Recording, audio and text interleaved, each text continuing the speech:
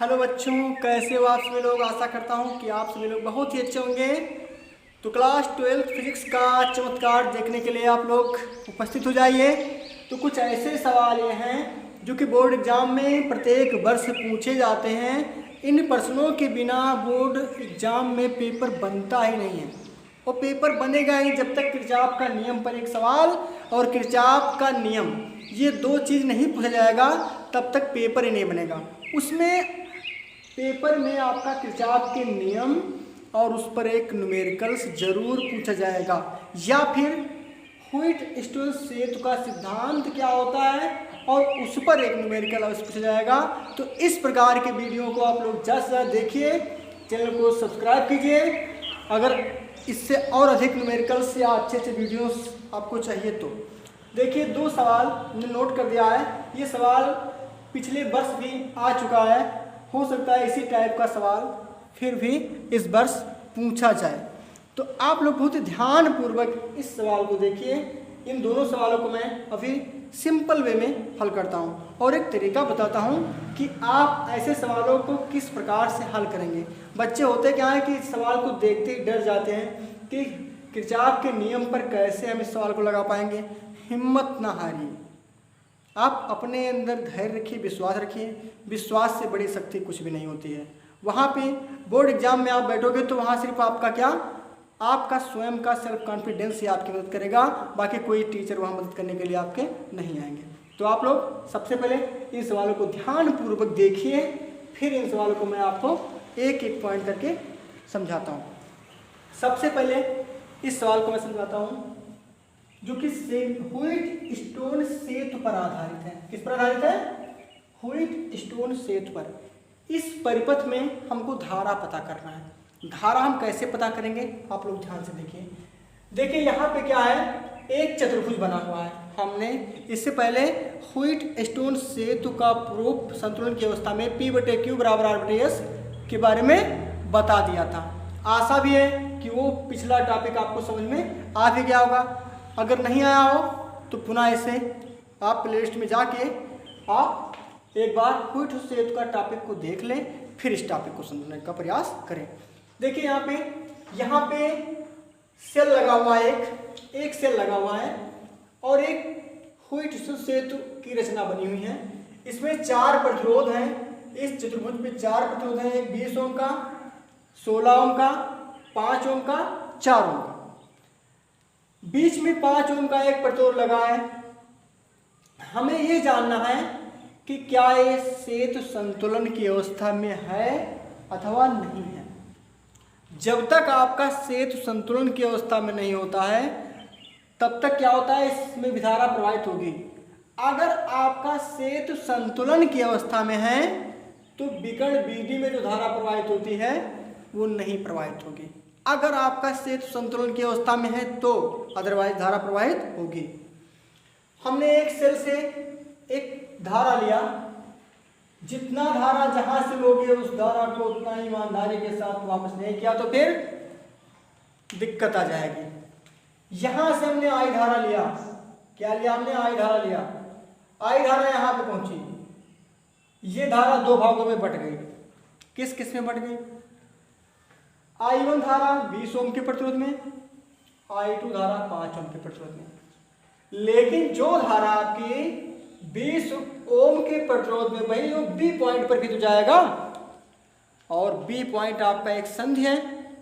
तो B point अगर आपका एक संधि है तो वहां से भी 2 रास्ते हैं। एक तो B से D की ओर रास्ता है, एक तो B से C की ओर रास्ता है। धारा के लिए समस्या यह हुआ कि धारा तो जिधर तार रहेगा, चालक तार है, धारा उधर भी चली जाएगी। लेकिन नहीं, अगर आपका ये सेतु संतुलन की अवस्था में है, संतुलन की अवस्था में है तो विकर्ण वाले में धारा प्रवाहित ही नहीं होगी और आप किरचॉफ के दोनों नियम लगाने से बच जाएंगे और सिंपल वे में आप इसका उत्तर ला सकेंगे। कैसे? पहले मैं चेक करता हूं। तो I1 करंट इसमें जाएगा और I1 करंट इसमें जाएगा अगर सेतु संतुलन की अवस्था में है। I2 धारा इसमें जाएगा, वही धारा इसमें चला जाएगा और यहां से I1 प्लस I2 धारा I के रूप में फिर यहाँ पे आ जाएगी। तो जितना धारा आपने आई लिया था उतना धारा घूम फिर के यहीं पे आ गई, सेल से आपने धारा लिया था। ठीक है, अब आप देखिए कि सेतु संतुलन की अवस्था में है कि नहीं है। उसमें बताया गया था P/Q बराबर R/S। अगर धारा मापी में कोई विक्षेप उत्पन्न न हो तो धारा मापी की जो सुई है वो इधर से उधर, जीरो से इधर उधर ना जाए, सिर्फ जीरो पे बनी रहे, मतलब कोई भी धारा उसमें नहीं आ रही है। अगर धारा मापी में कोई विक्षेप नहीं है अर्थात कुंजी क्या है आपकी, ओपन है, कुंजी आपकी खुली रहती है तो धारा उसमें नहीं आएगी। एक बार आ भी गई तो फिर दोबारा कहाँ से उसको मिलेगा, सर्किट कंप्लीट नहीं होगा। तो 20/5 आप चेक कर लें कि सेतु संतुलन की अवस्था में है भी या नहीं है। तो 20/5 बराबर 16/4, 5 एकम 5, 5 चौका 20, 4 एकम 4, 4 चौका 16। दोनों तरफ क्या आ रहा है, 4 4 ओम प्रतिरोध आ रहा है, मतलब सेतु आपका संतुलन की अवस्था में है। अगर उसके संलग्न जो प्रतिरोधों का अनुपात है उसका अनुपात अगर बराबर हो तो सेतु आपका क्या है, संतुलन की अवस्था में है। अब सेतु संतुलन अवस्था में हो गया तो अब समझ जाइए कि हमारा सेतु संतुलन अवस्था में है, तो बीच वाले में प्रतिरोध में धारा नहीं बह रही, इसको आप हटा सकते हैं, इसका कोई मतलब नहीं रहा। अब देखिए ये दोनों हो गया श्रेणी क्रम में। श्रेणी क्रम में क्यों हुआ, क्योंकि धाराएं समान बह रही हैं, जो धारा इसमें आएगी वही धारा उसमें आएगी, और जो धारा इसमें आए वो धारा इसमें आएगी। तो ये दोनों किस क्रम में है, श्रेणी क्रम में, और ये दोनों श्रेणी क्रम में है। श्रेणी क्रम का फार्मूला आपको पता था, R बराबर R1 प्लस R2। तो 20 प्लस 16 क्या हो गया, 36 ओम हो गया। क्या हो गया, 36 ओम। इधर देखो फिर R डैश बराबर क्या होगा, 5 और 4, 5 प्लस 4 बराबर 9। अब इस सर्किट को आप चेंज कर सकते हैं। अब इसके स्थान पर सिर्फ आप एक प्रतिरोध लगा दीजिए। क्या लगा दीजिए, इसके स्थान पर आप इसको चेंज कर सकते हैं। तो किस प्रकार से आप चेंज करेंगे, मैं तरीका बताता हूं तुमको। अब आप इस तरह से फिगर को कर दीजिए। तो आप क्या करोगे, अब ये आपका 36 ओम यहां हो जाएगा और 9 ओम का प्रतिरोध यहां हो जाएगा। ये धारा से तो आपका इनकम्प्लीट हो गया। अब आपके परिपथ इस तरह से हो गए। तो अब ये दोनों क्या हो गए, आई धारा आ जाएगी तो दो भागों में बढ़ जाएगी, दोनों हो गए समांतर क्रम में। तो 36 ओम व 9 ओम समांतर क्रम में बन गए। तो इसके लिए फार्मूला 1/R बराबर 1/R1 प्लस 1/R2। तो 1/36 प्लस 1/9। 36 और 9 का लासा कितना होता है, 36 होता है। 36 एकम 36 तो एक अंदर में 1, 9 चौक 36, 4 एकम 4, तो 4 1 5। R बराबर आ गया 4 1 5, तो 36/5 जाएगा। क्या जाएगा, 36/5 ओम। तो आपका प्रतिरोध होगा 36/5 ओम। अब आपको निकालना है धारा। तो धारा I बराबर होता है E/R। आंतरिक प्रतिरोध यहाँ पे है नहीं, तो I बराबर E का मान आपका 10 वोल्ट दिया है और R आपका है 36/5। 5 ऊपर जाएगा, 10 में से 50/36 क्या जाएगा, I बराबर आपका आ गया 50/36। आप काट दो, 18 दूना 36, 25 दूना 50। 18 से 25 को भाग करो तो 18 को 25 से भाग करोगे तो क्या मिलेगा, 18 कम 18 और 15 बैठ गए 7, पॉइंट लगाओ। 18 3 64 72 3, 1.3 एम्पियर आ जाएगा धारा। I बराबर 1.3 एम्पियर। तो इसमें कुल मिला के धारा 1.3 एम्पियर की बहेगी। ऐसे सवाल आते हैं, आपको लगेगा कि ये हुई डिस्टेंस सेतु पर लगेगा, किरचॉफ का नियम लगाना पड़ेगा, लेकिन आप एक बार ध्यान से देखिए कि कहीं सेतु आपका संतुलन की अवस्था में तो नहीं है। अगर संतुलन की अवस्था में होगा और आपने किरचॉफ का नियम लगा दिया तो ये सारी चीज़ आप काफ़ी कठिन मार्ग अपना लोगे, जिससे आपको दिक्कत पड़ेगा। तो सबसे पहले आपका काम है कि सेतु को आप चेक करें कि संतुलन की अवस्था में है या नहीं है। जब आपका P/Q बराबर R/S अगर आपका शो करता है तो आप समझ लो कि आपको बीच वाला जो विकर्ण BD है उसमें कोई धारा प्रवाहित नहीं होती है। आप अपने सिंपल नियम से उस सवाल को हल कर सकते हैं। मुझे आशा है कि ये सवाल आपको समझ में आया होगा। अगर सवाल समझ नहीं आया तो फिर आप लोग कमेंट कीजिए, बताइए कि मुझे नहीं आया। लेकिन अगर मेरा वीडियो आपको अच्छा लगे, अगर मेरे पढ़ाने से अगर आपको थोड़ा सा भी अच्छा लगता है या फिर समझ में आता है, तो यार बोर्ड एग्जाम के लिए, आपके बोर्ड एग्जाम के लिए मैं मेहनत करता हूँ। आपका नैतिक कर्तव्य बनता है कि कम से कम वीडियो लाइक, सब्सक्राइब और शेयर भी उसे कीजिए, ज़्यादा से ज़्यादा शेयर कीजिए, क्योंकि इसका रिस्पांस और भी बच्चों को मिल सके। अब आते हैं दूसरा सवाल है, ये तो काफ़ी इंपॉर्टेंट है, पक्का 2024 में आ जाएगा क्वेश्चन। इसको देखिए, ये सवाल आपका है, इसमें 4 वोल्ट की बैटरी लगी है 3 ओम का प्रतिरोध के साथ, यहाँ 2 वोल्ट की बैटरी 5 ओम का प्रतिरोध, यहाँ 2 ओम और 3 ओम का प्रतिरोध यहाँ पर एक और है, तो ये आपका किरचॉफ के द्वितीय नियम से लग जाएगा। देखो जहाँ किरचॉफ का द्वितीय नियम लगेगा वहाँ प्रथम नियम ऑलरेडी लगा रहता है, बिना प्रथम नियम से आपका द्वितीय नियम। तो इस प्रकार से देखिए, हमने लूप 1 ले लिया, इसको हमने लूप 1 पहला माना, इसको लूप ने दूसरा माना। देखो आप लूप किसी भी दिशा में ले सकते हो, मैं इस तरह से भी ले सकता था, इसको इस तरह से भी ले सकता था, कोई दिक्कत नहीं है। तो इस तरह से मैं लूप ले सकता था, कोई प्रॉब्लम नहीं है। आप लूप अपने अकॉर्डिंग मानिए, कोई दिक्कत नहीं है, इसके लिए आपको स्वतंत्रता मिली है। तो सबसे पहले लूप की बात छोड़ के पहले मैं देखता हूँ, सर्किट को कंप्लीट करता हूँ। देखिए कोई भी धारा हमने माना कि यहाँ से हमने I1 धारा लिया, यहाँ से इस सेल से हमने I2 धारा लिया। I1 धारा पॉजिटिव से होती हुई इस रास्ते पे आई यहाँ पे, तो ये पॉइंट पर आपकी धारा क्या हो गई, 2 भागों में बढ़ गई। अब 2 रास्ते थे, लेकिन अब इधर से भी धारा हमने ले रखा है I2, तो धारा आपकी I1 और I2 यहाँ से लिया, ये दोनों यहाँ पे मिल जाएंगे। अब I1 और I2 दोनों धारा मिलकर I1 I2 इसमें I बन के यहाँ से ऐसे होते हुए यहाँ पर हो जाएगी। यहाँ पर एक फिर पॉइंट पर B पर पहुँचेगी I धारा, तो I धारा आपकी फिर 2 भागों में बढ़ गई। जहाँ से आपने I2 लिया था हमारे प्लस से, वहाँ I2 आके निगेटिव को दे दिया, और फिर जहाँ से आपने I1 धारा लिया था उसको फिर I1 धारा ईमानदारी के साथ वापस कर दिया। ये तो सवाल की ईमानदारी है, क्वेश्चन का ईमानदारी है, ऑनेस्टी कितनी अच्छी है इसकी, ठीक है। लेकिन जो धारा इसमें बह रहा है वही धारा तो इसमें जा रहा है भाई, तो ये श्रेणी क्रम में हो गया ना, जो धारा इसमें गया वही धारा तो इसमें गया। तो श्रेणी क्रम में प्रतिरोध को क्या कहते हैं, R बराबर R1 प्लस R2, तो 3 और 2 5। पहले क्या करते हैं, इसको हटा के मैं यहाँ पे लिख देता हूँ 5 ओम, क्या लिख दूंगा 5 ओम। यहाँ इसी प्रकार से जो धारा इसमें आ रही है इसमें आएगी वही इसमें बहेगी, तो दोनों श्रेणी क्रम में है। तो श्रेणी क्रम संयोजन में क्या होता है, प्रतिरोधों को जोड़ देते हैं, तो ये भी 3 और 2 5 ओम हो जाएगा। क्या हो जाएगा, तो मैं 2 प्रतिरोध लगा के यहाँ पे क्या फायदा, एक ही प्रतिरोध से काम चल जाएगा, ये हो गया 5 ओम का आपका, ठीक है, समझ में आया। अब आप किरचॉफ का द्वितीय नियम लगा दीजिए। 2 लूप है इसमें, एक लूप ने ये माना है और एक लूप ने ये माना है। इसमें आपको देखना है कि धारा किस साइड से बह रही है।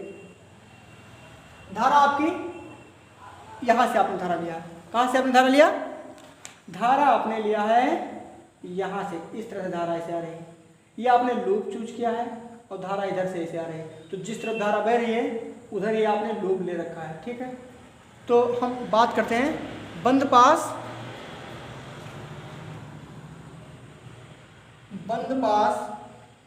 पहले पास एक की बात करता हूँ, ए बी एफ ई ये में KVL से, KVL मतलब किरचॉफ वोल्टता नियम से, पहला नियम से, द्वितीय नियम से सॉरी। तो अब इसमें क्या होता है, जिधर धारा हो और उधर ही लूप है तो उसको पॉजिटिव से लेते हैं, धनात्मक चिन्ह के साथ लेते हैं। तो धारा इधर ही बह रही है, लूप भी आपने इस तरह से ले रखा है, तो धारा और उसके संगत प्रतिरोधों का गुणनफल पॉजिटिव में लिया जाता है। ले लो भैया, किसने रोका, I1 और गुणे 5। फिर देखिए ये लूप आपका ऐसे ऐसे आ रहा था, ऐसे ऐसे, इसके बाद इस तरफ चला गया, इस तरफ, यहाँ थोड़ा तीर देखिए इस तरफ जा रहा है, लेकिन धारा यहाँ से आपने इस तरफ से लिया है, तो अब इधर दिशा बदल गई ना। इधर से अगर होता, धारा भी इधर से अगर बहती तो आप पॉजिटिव लेते, लेकिन इस तरफ धारा है, लूप अपने इस साइड माना है, तो क्या करोगे, माइनस के चिन्ह के साथ। I2 धारा बह रही है इसमें, I2 धारा और प्रतिरोध संगत 5 है बराबर। अब विभवांतर विभाग बल की बात कर लेते हैं, सेल की बात कर लेता हूँ। सेल की दिशा निगेटिव से पॉजिटिव की ओर, ये हो जाएगा आपका 4। इधर सेल की दिशा, लूप इस साइड में है और सेल की दिशा किस साइड में है, इस साइड में। तो सेल भी आपका क्या है, इधर से लूप, सेल की दिशा उस साइड से, निगेटिव से पॉजिटिव की ओर होता है सेल की दिशा, तो 4 - 2 हो जाएगा। तो ये जाएगा 5i1 माइनस 5i2 बराबर 4 में दोगे 2, समीकरण नंबर 1। ये हो गया समीकरण नंबर 1। पुनः एक मिनट नोट करो आप लोग, थोड़ा सा देख लेता हूँ कि हाँ दिख रहा है साफ बिल्कुल, ठीक है। पुनः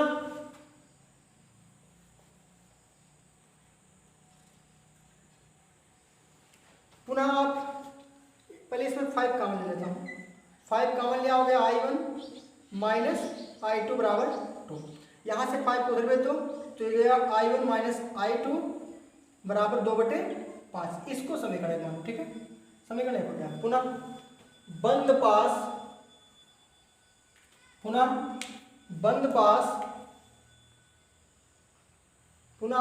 कौन सा, ये बी सी डी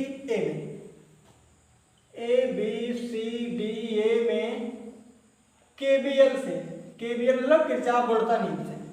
इसमें देखिए लूप आपने इस साइड से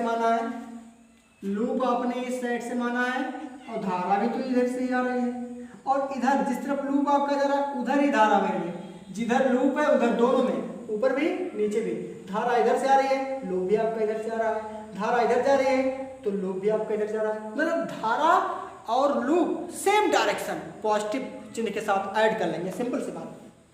तो धारा किरचॉफ के नियम से धारा उसके संगत प्रतिरोध, धारा i2 है, प्रतिरोध क्या है 5 गुणे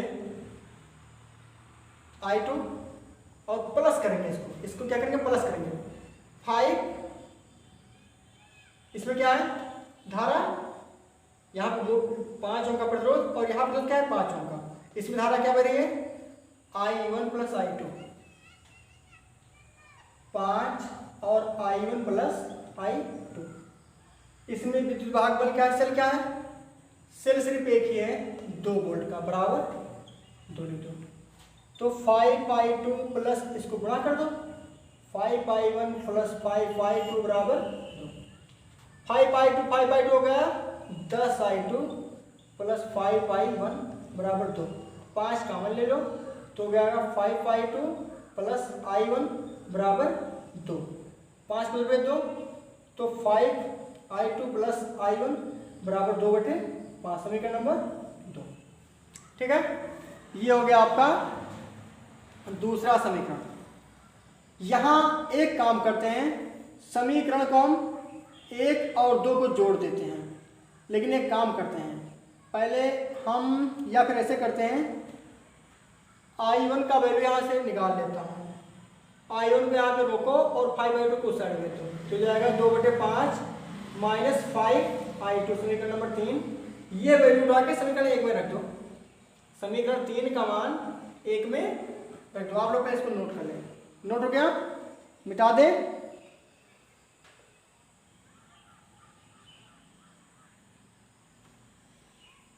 तो i1 का वैल्यू रखेंगे, देखो तो i1 यहाँ पे है, i1 का वैल्यू इतना रखना है 2/5 माइनस 5i2 और माइनस i2 बराबर 2/5, ठीक। यहां से 5i2 में से i2 घट गया, 2/5 5i2 6i2 बराबर 2/5 माइनस 6i2 को रोकिए, 2/5 को भेजिए, 2/5 माइनस 2/5 तो माइनस 6i2 बराबर हो गया, यहाँ पे क्या हो गया 0, क्या हो गया 0 हो गया। तो i2 बराबर, i2 को रोके 6 को भेजो, तो i2 बराबर क्या हो गया 0/6 बराबर 0, मतलब i2 धारा क्या है लगभग 0 एम्पियर धारा है। अब i2 का वैल्यू इसमें रख दो, i2 का वैल्यू क्या रख दो, इसमें रख दो, इसमें i2 का मान 3 में रख दो, 3 में रखने पर अब i1 का मान निकालो, यहाँ से i1 बराबर 2/5 और 5 और i2 का वैल्यू कितना है 0 है, तो 0 रख दो, यहाँ पे 0, ये 0 हो गया। तो i1 बराबर क्या आ गया 2/5 एम्पियर, क्या आ गया 2/5 एम्पियर धारा इस सर्किट में बह रही है। कितना बह रही है 2/5 एम्पियर की धारा यहाँ पे प्रवाहित हो रही है, ठीक है, नोट कर लो।